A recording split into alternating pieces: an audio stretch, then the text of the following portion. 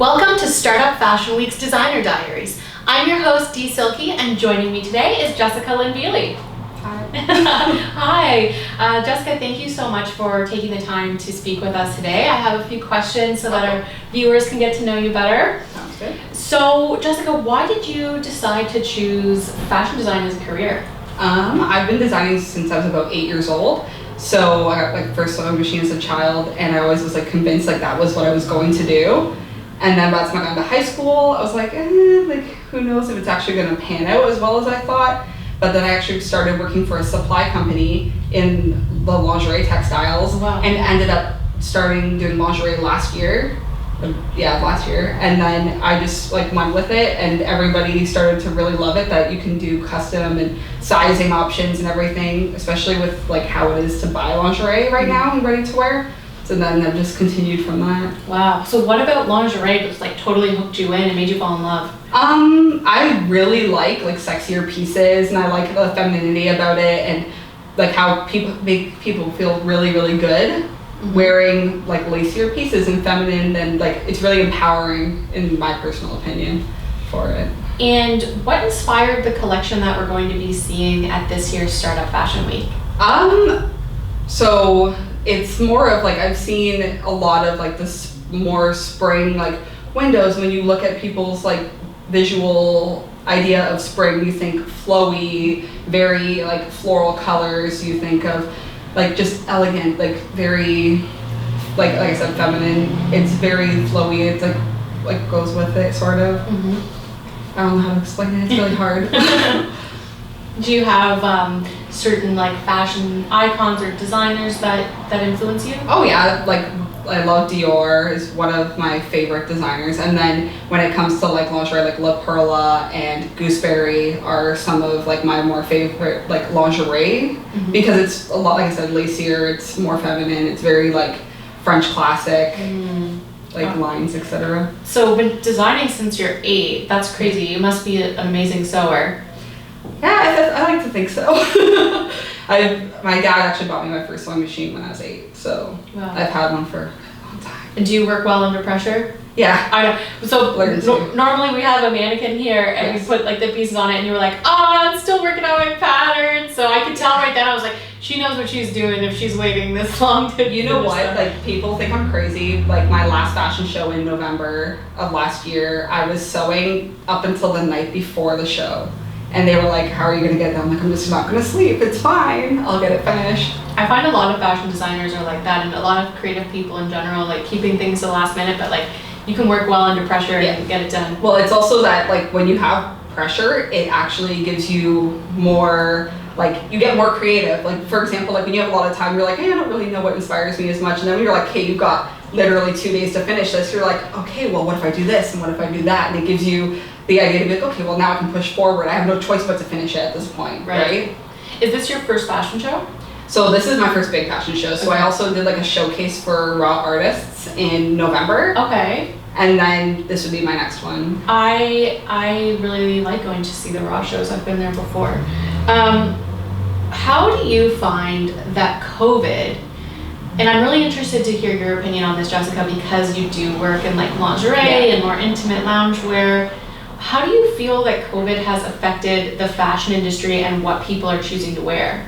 Well, my industry was booming. Because everybody's we have nowhere to go. We're staying at home all day. So you get to wear the more risque pieces, and people are going out in jogging pants and a bralette, or going out in leggings and a bralette, staying home. People are more geared to comfy clothing and more sexier stuff, not necessarily going oh, well, I have to wear a blazer, I have to wear a business suit, jeans. So for me, I the last 4 months have been really good for me, because everybody's well, I'm online shopping, that looks comfy, that looks cute, I'll wear it at home. Amazing. And then I have a question in terms of the ethics. And do you manufacture all your clothing, or do you? I literally sew everything. You sew everything by hand. Yeah. So is that something that's important to your brand? Yes. I'm kind of a control freak that way. I like how I sew pieces. I like how I cut pieces. I like being a part of the entire process, from drafting the pieces to grading everything. I do all that by hand. I don't have computer systems for it. So I like to just see it through to the complete process. How do you scale that?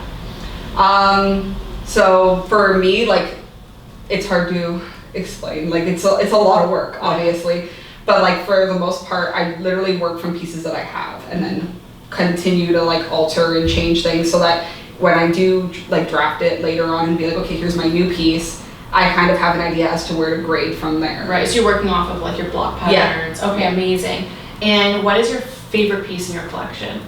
It's actually one that I'm working on right now, and it's a floral like Swiss dot bodysuit that's gonna have like a crazy like tulle skirt, and it's gonna be very like Van Gogh-esque, like. Ooh, perfect. Yeah, so. What's a Swiss dot? So it's like a mesh that has like little polka dots on it, okay. But it's completely like sheer. Okay. So I have it in ivory and black as well. Have you seen Netflix The Duchess?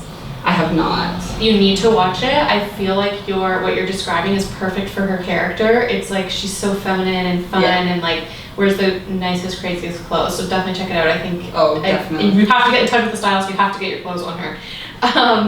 And what are your greatest strengths and weaknesses as a designer? I think my strengths are definitely my sewing skills and the length of time that I have been in the industry. I've worked retail, so I have a very good idea as to what works, what doesn't, what sells, like what sizes people are looking for and stuff like that. And then when it comes to weakness, time management. Because I do my own social media, because I do my own PR, my marketing, everything.